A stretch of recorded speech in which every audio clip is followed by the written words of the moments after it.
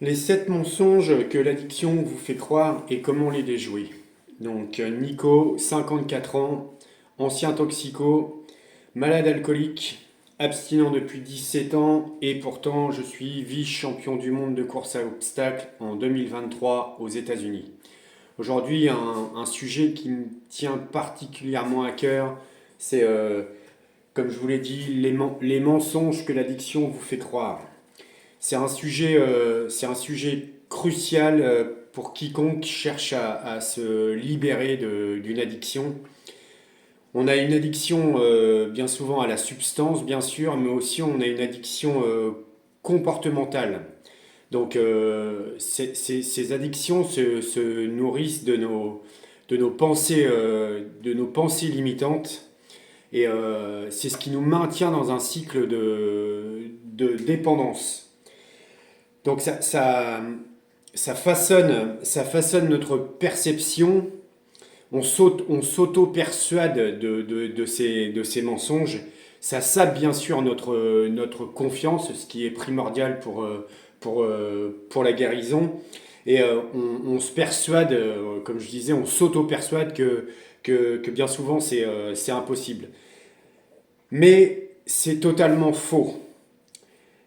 Je vais vous aider à identifier, comprendre les mécanismes d'ancrage et découvrir des techniques de reprogrammation mentale afin de déconstruire ces mensonges. Préparez-vous, on va essayer de reprendre le pouvoir sur nos vies. J'ai toujours mes petites fiches parce que j'ai énormément d'infos à communiquer. Donc le mensonge numéro un qui arrive, et c'est celui qui m'est arrivé des tas de fois, c'est je ne peux pas vivre sans. Voilà, ça je pense que chaque personne qui est addict y a le droit, c'est inéluctable. L'addiction nous persuade que notre bien-être, notre équilibre, notre survie, carrément notre survie, dépendent de cette addiction. Ça, je pense que avez-vous déjà cru que vous ne pouviez vivre sans elle, par exemple? Je pense que quand on est vraiment à fond dedans, tout le monde y a eu droit. Mais c'est archi faux. Pour moi, c'est archi faux. En réalité, je pense que vous allez voir dans cette vidéo que à chaque fois, c'est le corps et l'esprit sont liés, quoi, cette mentalité. Donc les deux, le corps et l'esprit s'adaptent pour essayer de retrouver un certain équilibre qu'on a perdu avec les addictions, vu que l'addiction a pris le dessus. C'est un peu comme si c'est un peu comme si le corps était le véhicule et que l'esprit était le moteur. Donc vous avez le véhicule, le moteur, l'un peut marcher sans l'autre et il manque bien sûr le carburant. Donc le carburant, dans l'exemple que je vous donne, le carburant c'est l'adaptation. C'est l'adaptation entre les deux. C'est vraiment le cœur du sujet. Moi je suis la preuve qu'on peut vivre heureux et épanoui sans addiction. J'étais vraiment fond du trou, quoi, hein. Pour rappel, je buvais minimum 1 litre de whisky par jour. Je buvais la nuit. Je buvais 6 à 7 litres de bière extra forte. Je prenais 1 gramme de cocaïne minimum par jour. Une quinzaine de joints, des médicaments, psychotropes, opiacés, etc. Donc j'étais dans un état lamentable. Et pourtant je suis là, je répète, je suis vice-champion du monde de course à obstacles. Ça prouve on peut s'en sortir, c'est possible de s'en sortir. De nombreuses personnes ont réussi. Donc ce que je vais proposer, c'est plutôt, en termes d'action, c'est plutôt de la reprogrammation. C'est pas évident, mais à force de le répéter, on y arrive. Donc, par exemple, pour ce mensonge où on se dit je ne peux pas vivre sans, c'est de se dire tous les jours, je ne suis pas capable, excusez-moi, je suis capable de vivre sans et de retrouver une vie saine. Ça, c'est l'auto-persuasion. Il faut se le répéter, il faut se le répéter, il faut se le répéter. Moi, il n'y a pas un jour, en ce moment, depuis que je suis abstinent, il n'y a pas un jour où je me parle intérieurement. Je dirais que c'est primordial. On se redonne de la confiance soi-même. Et puis, il faut essayer de visualiser les tâches quotidiennes en ressentant le bien-être et la sérénité de les effectuer sans cette addiction. Visualiser, c'est fermer les yeux et de se voir, de se voir, comme je le disais, serein, euh, en abondance de bien-être, de tout se passe bien, quoi. Même si au moment où vous le faites, ça ne va pas, mais de s'auto-persuader, au fur et à mesure, ça va déclencher un système dans votre corps et vous allez voir que c'est un super outil qui coûte que dalle, quoi, en fait. Donc, essayez de vous voir sans avoir recours à la substance qui vous retient aujourd'hui, bien sûr. Le mensonge numéro 2 que j'ai listé, c'est j'ai besoin de cette dépendance pour gérer mon stress. Très important. Ça, c'est ce que vous pouvez vous dire aussi, c'est ce que je me suis dit pendant des années, des années, des années d'alcoolisme. Donc, il faut pas croire que l'addiction, c'est le seul moyen de gérer le stress. C'est encore une croyance limitante qui est fondée sur l'idée que l'on se fait, une mauvaise idée, hein, bien sûr, sur l'idée qu'il n'y a pas d'autre outil. C'est faux. C'est complètement faux, encore une fois. La vérité, c'est que il existe une multitude de méthodes saines et durables, comme la méditation, la respiration profonde, l'exercice et l'activité physique, le soutien d'un proche, d'un ami ou d'un groupe, d'une association. Tout ça, ça existe. Et encore une fois, c'est quelque chose qui ne coûte rien. Si vous essayez de méditer, vous commencez. Il faut faire du volume plutôt que de l'intensité. Si vous commencez par 3 minutes le matin, la visualisation, la méditation, c'est rien. 3 minutes dans une journée, c'est rien du tout. Pour effectivement, au fur et à mesure des semaines et des mois, augmenter. Mais c'est quelque chose qui ne coûte rien. Donc, je dirais que la reprogrammation à effectuer, c'est quand l'envie d'arrêter ce que vous avez entrepris, de céder à cette addiction, à ces mensonges vous prend, il faut prendre 1 minute ou deux pour essayer de respirer profondément par le nez. Voilà. Moi, je sais que quand il m'arrive d'être encore en stress, j'inspire profondément pendant 4 secondes par le nez. Je bloque 4 secondes et j'expire pendant 6 secondes toujours par le nez, en essayant de gonfler le ventre et de dégonfler le ventre. C'est quelque chose qui paraît anodin, mais en fait, le stress vous augmente le rythme cardiaque et cette façon de respirer va activer le système parasympathique en fait, le système parasympathique, c'est un appel au calme intérieur, on va dire, pour faire simple. Je ne vais pas rentrer dans les détails, mais... Donc ça, c'est un moyen immédiat. Tout de suite, il y a un stress qui arrive, vous pouvez immédiatement le mettre en place. C'est concret. La deuxième chose, c'est de noter dans un carnet les différentes méthodes que vous essayez. Par exemple, si ça peut très bien, l'envie de céder vous prend, j'en ai marre de toujours être omnubilé par ces pensées obsédantes, vous pouvez sortir, aller marcher 10 minutes. Voilà, ça porte bien le nom, s'aérer l'esprit, c'est pas pour rien. Sortir, aller marcher 10 minutes, appeler un ami, écrire sur son journal dans l'état que vous êtes ça permet aussi de se concentrer sur autre chose. Et la concentration, ça va vous aider énormément.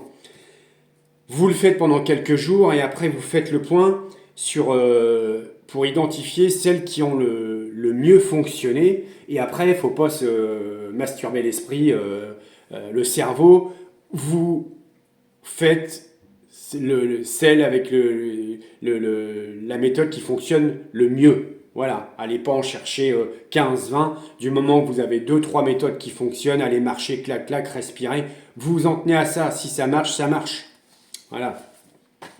Le mensonge numéro 3, c'est je suis trop faible pour changer. Donc là, ce mensonge-là, il est récurrent, je pense, hein, comme tous ceux que j'ai listés, c'est tous ceux qui me sont passés par la tête et que moi j'ai vécu. Prétendre être trop faible, trop fragile, pas assez déterminé pour opérer ce changement si important. Donc c'est aussi réagir comme ça, c'est aussi prendre le chemin de la facilité en fait. C'est plus facile de dire ouais mais bon je suis trop faible donc j'arrête ou je ne commence pas. Bon bah ça c'est la facilité. Le chemin il est difficile, il est dur, il est long. Donc il faut en être conscient comme j'ai pu l'expliquer dans d'autres vidéos.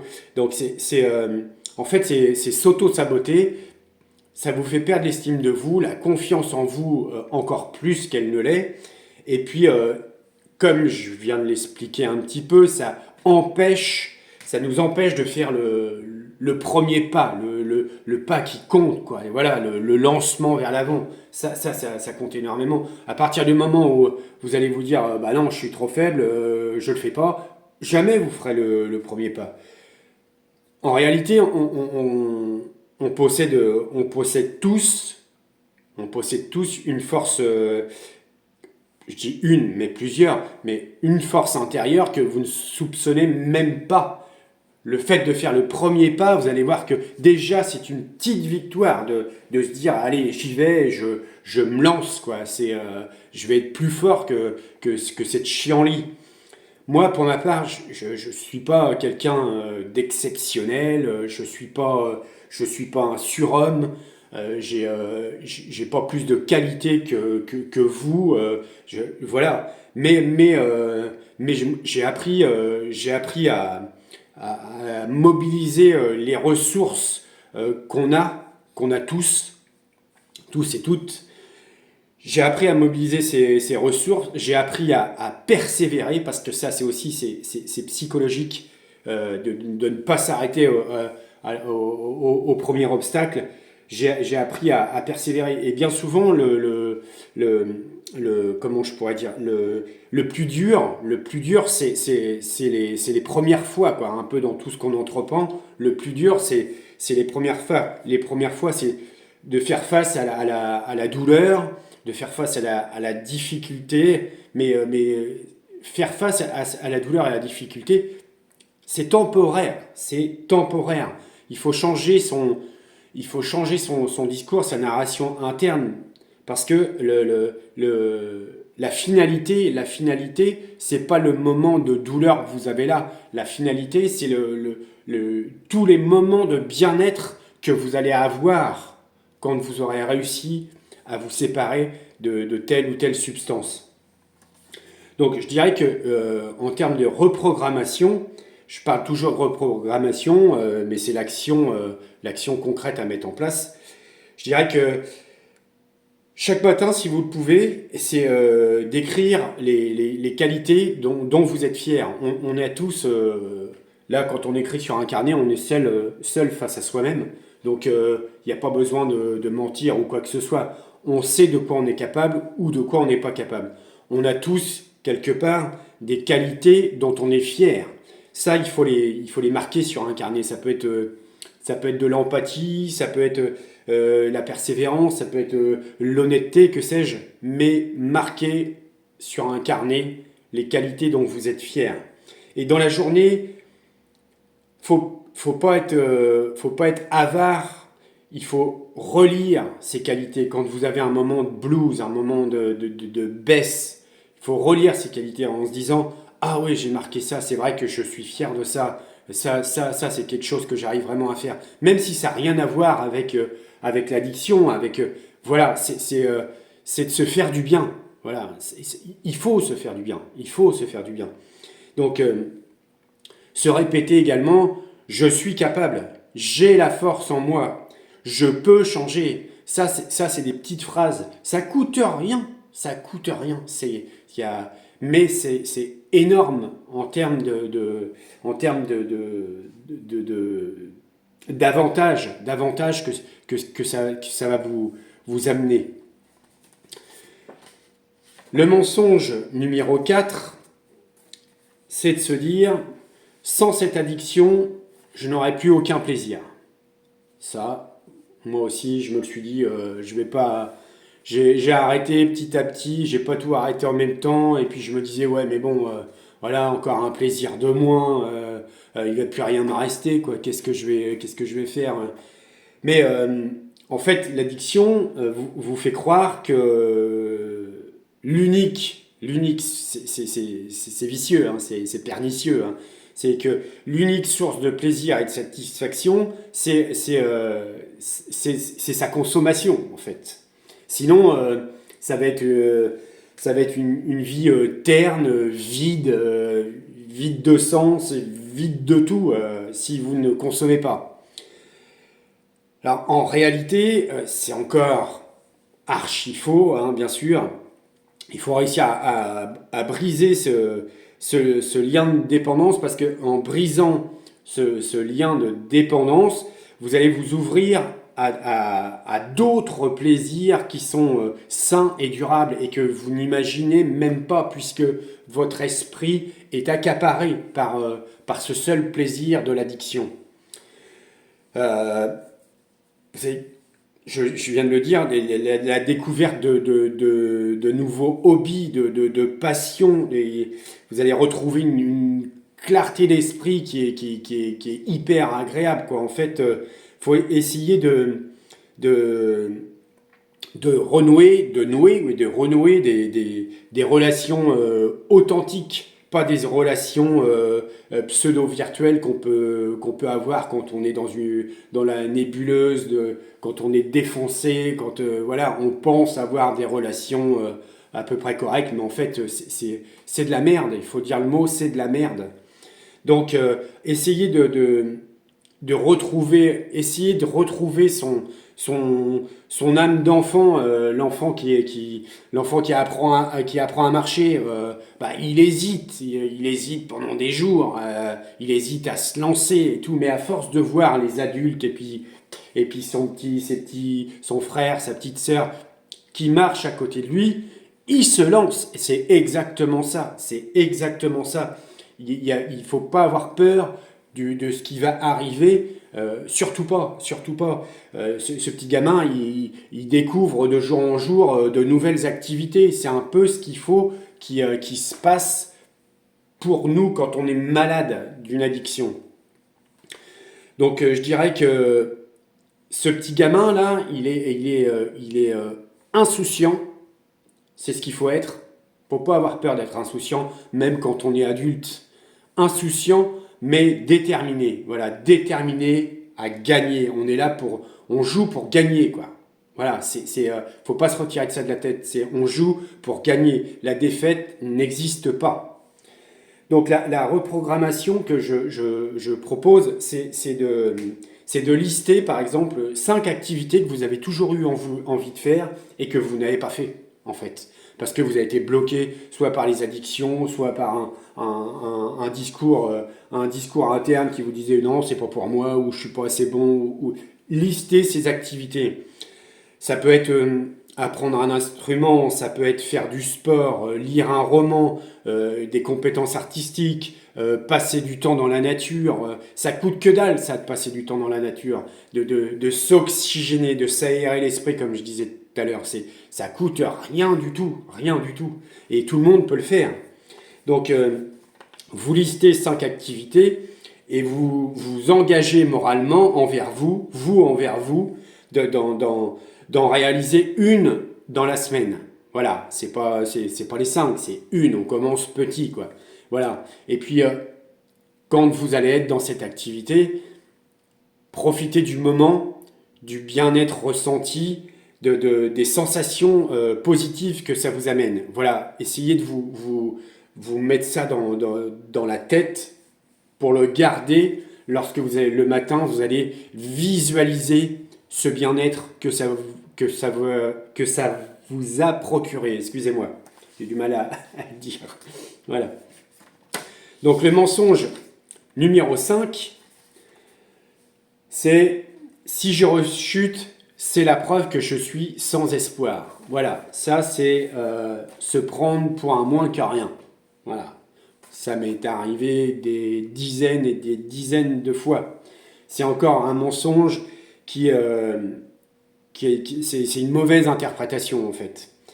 C'est pas la rechute, c'est pas une preuve, c'est pas une preuve irréfutable que vous êtes sans espoir.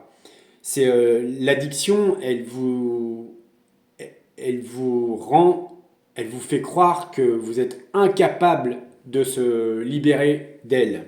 Donc, il faut bien comprendre que cette croyance engendre de la culpabilité et du découragement. Forcément. Forcément, forcément. Donc, se dire aussi que la rechute, ça fait partie du processus de guérison. Forcément, comme j'ai déjà dit dans d'autres vidéos, faut pas rechuter le matin, midi et soir. On n'est plus sur de la rechute là. Hein. Mais la rechute peut faire partie de la guérison. Moi, j'ai dû rechuter deux fois sérieusement. Mais on a beaucoup à y apprendre quoi en fait. C'est un échec qui nous apprend, un échec sans en être un, si on reprend la décision de continuer. Voilà, il y a beaucoup à y apprendre. En fait, c'est un signal qu'il faut justement ajuster ses stratégies. Par exemple, améliorer ses routines quotidiennes. Par exemple, comprendre ce qui a provoqué cette rechute, c'est-à-dire que ça peut être une rencontre, comme moi ça m'est arrivé, la peur de dire non, un stress, etc. Mais d'un autre côté, comme je disais, on a beaucoup à y apprendre, c'est que ça va renforcer vos défenses mentales, comme la résilience. Beaucoup de personnes parlent de résilience à tort ou à travers, hein, mais nous, en tant que malades, addicts, la résilience, normalement, on sait ce que c'est, parce que la résilience, c'est la capacité à surmonter la douleur lorsqu'on est mal. Donc, obligatoirement, chaque addict y passe. S'il persévère dans l'arrêt de l'addiction, dans la guérison, il passe par la résilience. Il augmente son taux de résilience automatiquement. Plus tu augmentes ton taux de résilience, plus tu vas résister aux mensonges, à l'auto-sabotage. Ça c'est des vases communicants. Et donc, ne pas penser que l'échec est définitif. C'est pas du tout le cas. C'est pas du tout le cas. L'échec, c'est, comme je viens de le dire, c'est un apprentissage. Il va vous servir à évoluer sur le chemin de la guérison. Donc, en termes de reprogrammation, c'est de se dire qu'est-ce que je peux apprendre de la situation. Voilà, qu'est-ce que je peux apprendre de la situation. Quelles leçons vraiment j'en tire. Est-ce qu'il y a un déclenchement le déclenchement, et je ne l'avais pas identifié celui-ci, pourquoi? Comment je peux y remédier? Est-ce que j'ai besoin de soutien supplémentaire? Est-ce que j'ai besoin aussi d'ajuster mes routines quotidiennes que j'ai mis en place pour vraiment être carré? Voilà. Ça, c'est des questions à se poser. Ça fait partie de l'apprentissage. Donc, n'ayez pas peur. Une rechute, ce n'est pas définitif. Voilà ce qu'il faut retenir. Et aidez-vous de cette rechute pour apprendre. Apprendre. Le mensonge numéro 6, c'est personne ne peut me comprendre ni m'aider. Ça, c'est quelque chose de récurrent. Quand on est alcoolique, quand on est cocaïnomane, quand n'importe quel... Ça peut être... On se dit, on se le dit, c'est forcément, on se le dit au moins 2, 3 fois dans la journée. Donc ça, c'est toujours de l'auto-persuasion, de la mauvaise auto-persuasion, mais à force de se le dire, ça s'imprime et puis on ne changera jamais. Donc ce mensonge vous persuade que vous êtes seul, bien souvent seul, incompris, et que personne, vraiment personne, ni rien ne peut vous sortir de la situation ni vous aider. C'est un isolement psychologique qui vous coupe du soutien que vous pourriez avoir. C'est le soutien moral, le soutien social, le soutien physique, le soutien psychologique. À force de se répéter ces phrases-là, on se coupe tout seul du soutien qui pourrait arriver, où on s'isole, et puis après, si on ne rencontre personne, forcément que tu ne penses qu'avec toi-même, quoi. Donc comment tu veux un peu évoluer et changer la chose. Moi, de mon côté, même quand j'avais du monde autour de moi, que j'aurais pu me sentir entouré, j'avais quand même ce sentiment de solitude lancinante qui est toujours là, une solitude dans sa tête, parce que en fait on s'auto-persuade que ouais, les personnes qui sont là, ils sont gentils, mais ils peuvent pas m'aider. Voilà. Mais si on fait pas l'effort de leur dire de nous aider, forcément qu'ils ne vous aideront jamais. Donc il y a de nombreuses personnes qui ont emprunté le chemin et qui sont arrivées, j'en suis la preuve. Mais là, quelque part, il ne faut pas se mentir, le succès dans n'importe quel domaine, que ce soit professionnel, amoureux, le succès demande du temps. Et bien souvent, on veut toujours avoir les choses rapidement, mais dans ce monde qu'on vit, on fait une commande, on l'a le lendemain, si c'est pas à midi et puis que ça arrive à 1 heure, on dit ouais mais vous m'aviez dit midi, bon voilà, on est pressé de tout. Ça c'est vraiment un chemin qui est long, périlleux, mais qui en vaut la peine. Donc la reprogrammation, l'action concrète à mettre en place, c'est bien sûr de rechercher un groupe local, une association ou en ligne, mais moi je suis toujours pour le physique, le contact physique. On a un coup de mou, on contacte un professionnel de santé, un thérapeute, un coach, un conseiller, un addictologue, voilà, une personne de confiance qui connaît la situation. Voilà, il faut pas hésiter. On a les téléphones maintenant qui sont à proximité tout le temps. On est tout le temps sur son téléphone. Au moins que ça serve à quelque chose d'utile. Là, il faut pas hésiter, quoi. Et puis, même si ça peut paraître difficile, il faut partager l'histoire, partager votre ressenti à ce moment-là pour vous allez en retour avoir du soutien moral, vous allez avoir de l'encouragement. C'est ce qu'il faut sur les moments durs, quoi. Pour briser cette solitude, il faut bien sûr avoir admis la maladie et, comme je disais, en parler. N'ayez pas peur d'en parler. Moi, pas au tout départ, mais j'ai été longtemps à cacher, alors que tout le monde le voyait, mais on croit qu'on cache quelque chose, mais le rideau, il est transparent, donc on cache rien du tout. Et à partir du moment où j'ai vraiment pris conscience de la maladie, que j'ai commencé à en parler, tout de suite, ça a été beaucoup mieux. Et tout de suite, j'ai attiré à moi des personnes qui pouvaient m'aider. C'est ça aussi. Et dernier mensonge, le mensonge numéro 7, c'est de se dire, de toute façon, c'est trop tard pour moi, c'est mort. Bon, ça, pareil, je me le suis dit 1 million de fois. Ce n'est pas, en fait, ce n'est pas une fatalité, hein. Voilà, croire qu'il est trop tard, que, que tout est perdu, que vous avez trop abîmé votre vie, que le changement est impossible, euh, c'est pas une fatalité. Il n'y a pas de fatalisme là-dedans. Il faut se retirer ça de la tête. La réalité, c'est que tant que, tant que vous êtes vivant, et on est vivant, même si on est addict, on est vivant, quoi. On a le cœur qui bat. Donc tant que vous êtes vivant, c'est possible. Il y a la capacité de changer. Faut bien vous mettre ça dans la tête. Il faut s'auto-persuader de ça. La capacité de changer. Il y a de nombreux exemples de personnes qui ont fait marche arrière, qui ont fait demi-tour. Moi, par exemple, j'ai 17 ans. J'ai 17 ans d'addiction derrière moi.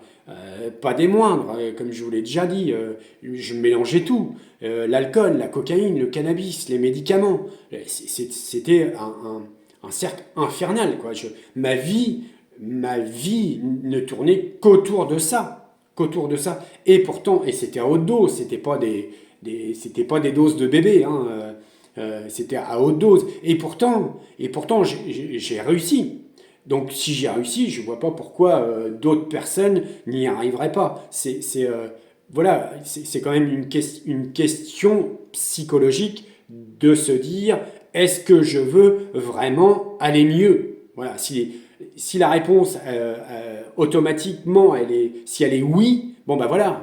Déjà, dans votre tête, vous vous êtes dit, oui, je veux aller mieux. Donc là, vous allez mettre en place le mécanisme et la stratégie pour aller mieux. C'est possible de reconstruire sa vie. Moi, j'ai retrouvé ma santé, j'ai retrouvé ma dignité. Je vous rappelle que je suis un athlète, j'ai 54 ans, je suis athlète de haut niveau dans la course à obstacles, donc y a rien d'impossible. Bien sûr que quand j'étais complètement au fond du trou, tu m'aurais dit dans 18 ans, tu seras vice-champion du monde de course à obstacles, tu auras la plus belle femme du monde, tu seras heureux, tu auras un boulot où tu t'épanouis. Je t'aurais dit, mais t'es complètement malade ou quoi? Tu vas où là?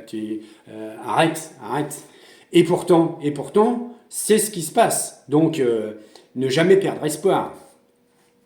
Donc, en termes de reprogrammation et d'action concrète, c'est de se dire, il n'est et ne sera jamais trop tard, je peux et je vais changer. Voilà, imprégnez-vous de ça. Il n'est et ne sera jamais trop tard, je peux et je vais changer. Ça, dites-vous-le 15, 20 fois dans la journée.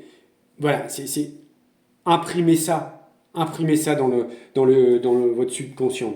Donc, on essaye de visualiser avec détail un futur sans addiction. Bien sûr, c'est difficile, mais parce qu'on se projette à ce moment-là, quand on est dans cet état-là, on se projette dans l'avenir avec la vision du moment.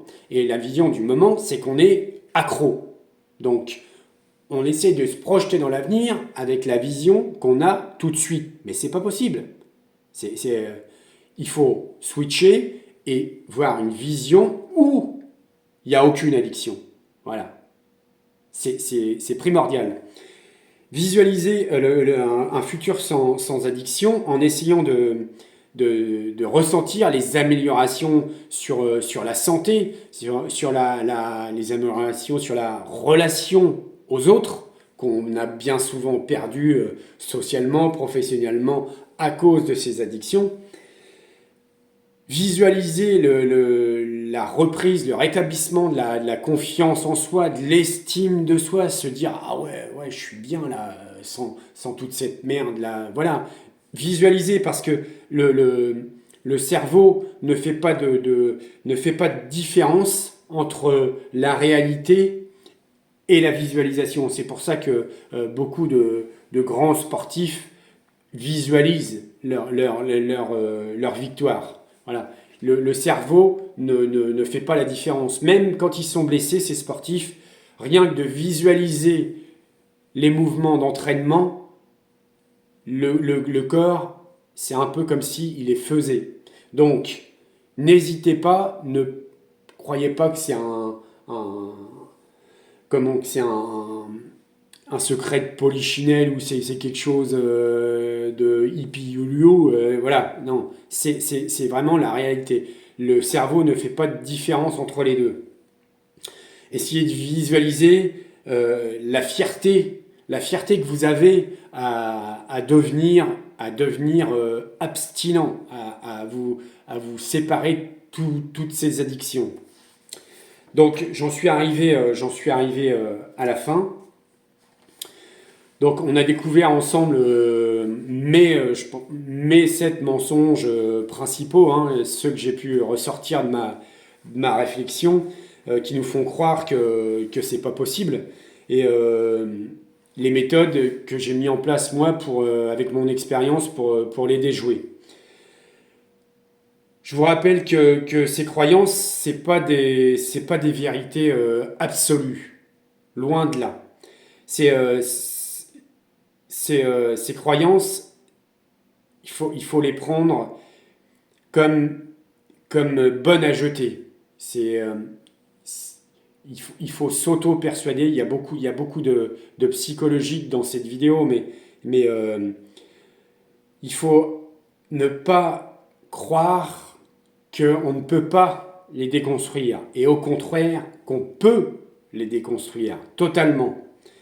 Donc, remplacer tous ces mensonges, toutes ces croyances par des affirmations positives au quotidien.